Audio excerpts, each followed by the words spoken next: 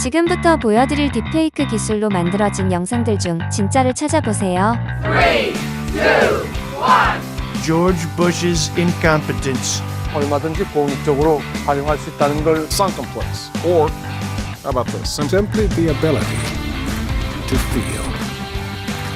I'm here to see Anna Miller. Some TikTok fans. Do you like what you're seeing? 어떠셨나요? 생각보다 쉬우셨나요? 여러분들이 생각한 진짜 영상은 어떤 건가요? 이 중 진짜 영상은 하나도 없어요. 전부 딥페이크 기술로 만들어진 가짜 영상이랍니다.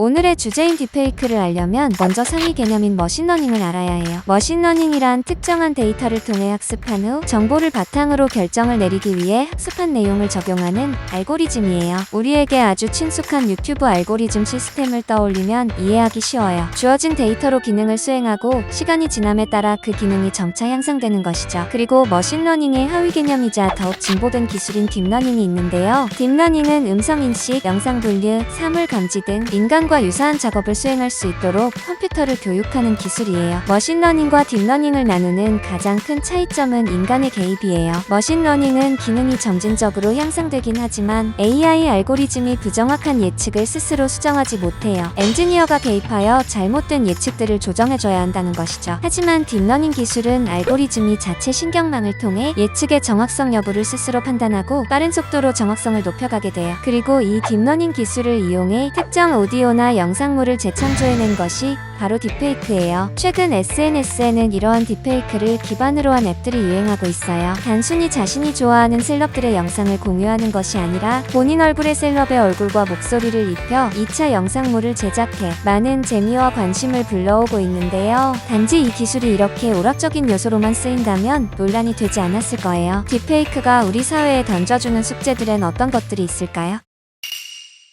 딥페이크 포르노는 말 그대로 실제의 포르노의 특정인의 얼굴을 합성한 영상이에요. 2019년 기준 유통되는 딥페이크 영상 14,000여 점 가운데 무려 96%가 포르노로 소비되었어요. 얼굴 합성 피해자는 미국 여배우가 46%를 차지했고 그 다음이 놀랍게도 25%를 차지한 K-팝 가수예요. 유튜브에 올라온 전체 영상 중 한국인의 비중은 2%에 불과하지만 딥페이크 포르노에선 한국인이 차지하는 비중이 어마어마하게 높죠. K-팝이 세계적인 열풍을 일으키면서 한국인에 대한 관심이 늘어나 이러한 불법 음란물 양산도 늘어나는 것으로 보여요. 당연히 이러한 딥페이크 포르노는 불법이고 처벌하면 된다고 생각이 들겠지만 우리나라에서 딥페이크 음란물 처벌안은 2020년이 되어서야 발의되었어요. 더욱이 문제는 대부분의 영상이 해외, 특히 중국에서 제작되고 유포되기 때문에 대한민국 경찰청이 나서서 범인을 색출하고 처벌한다는 건 사실상 불가능하죠.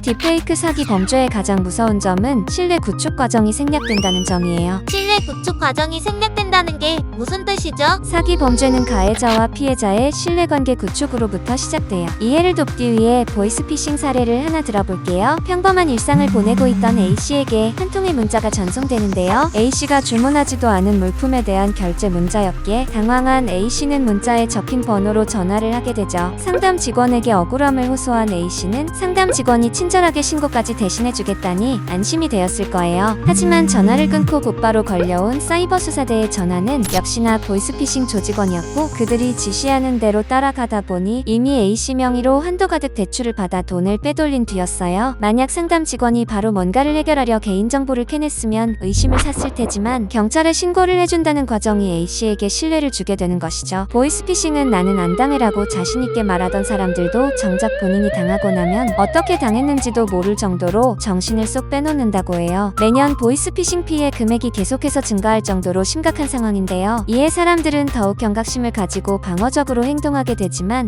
보이스피싱범들은 더욱 지능적으로 발전하고 있어요. 사기 안 당한다고 자신 있어 하는 사람에게 사기를 치려면 그 사람이 가진 모르는 사람에 대한 불신을 이겨내야 하기에 엄청나게 고도화된 전략으로 신뢰감을 구축하는 과정이 들어가게 되는 것이죠. 하지만 딥페이크 기술은 이러한 신뢰 구축 과정을 필요 없게 만들어줘요. 어느 날 전화가 걸려와 받아보니 가족 누군가의 목소리로 급하게 돈이 필요하다고 하면 어떻게 하실 건가요? 아니면 회사 CEO가 전화를 걸어와 송금을 요구한다면요? 실제로 한 사기단은 딥페이크 음성을 사용해 아랍에미레이트의 한 기업으로부터 3,500만 달러를 절취해냈어요. 목소리만으로 그렇게 쉽게 속을 수 있나요? 아는 사람으로 가장한 누군가가 돈을 달라고 이메일을 보내는 것과 전화를 직접 거는 건 당하는 사람 입장에서는 완전히 다르다고 해요. 텍스트보다 음성에 더 많은 정보가 담기게 되는데 목소리를 듣고 내가 아는 그 사람이라는 확신이 섰다면 의심을 하기 힘들다는 것이죠. 이미 음성 딥페이크 기술은 상당히 높은 수준까지 올라섰기에 2-3시간 정도의 오디오 샘플이 있다면 거의 완벽하게 해당 음성이 구현된다고 하는데요. 특히 전화기를 통해 전달되는 음성의 경우 대단히 높은 완성도를 요구하지 않기 때문에 5분짜리 오디오 샘플만으로도 구현이 가능하다고 해요. 그런데 이런 딥페이크 음성에 영상까지 더해진다면 그 위험성은 두말할 필요가 없을 거예요. 아직 시각적인 완성도는 음성에 비해 부족하기에 그리 어렵지 않게 어색한 점을 찾아낼 수 있을 정도로 많이 시도되지는 않고 있지만 그 기술적 부족함은 빠르게 메워지고 있기에 안심할 수 없는 것이죠.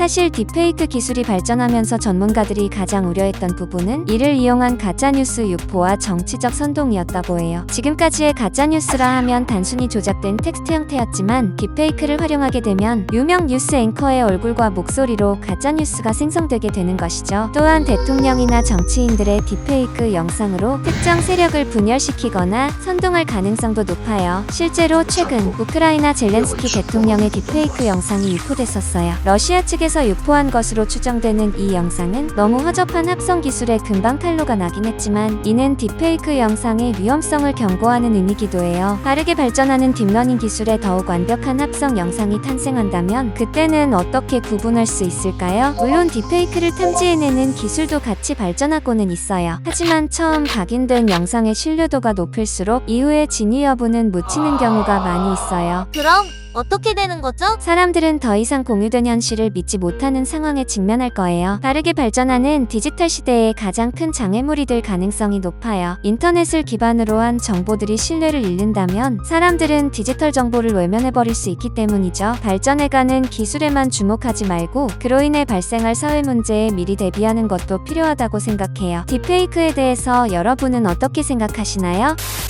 영상이 도움이 되셨다면 구독과 좋아요 부탁드려요.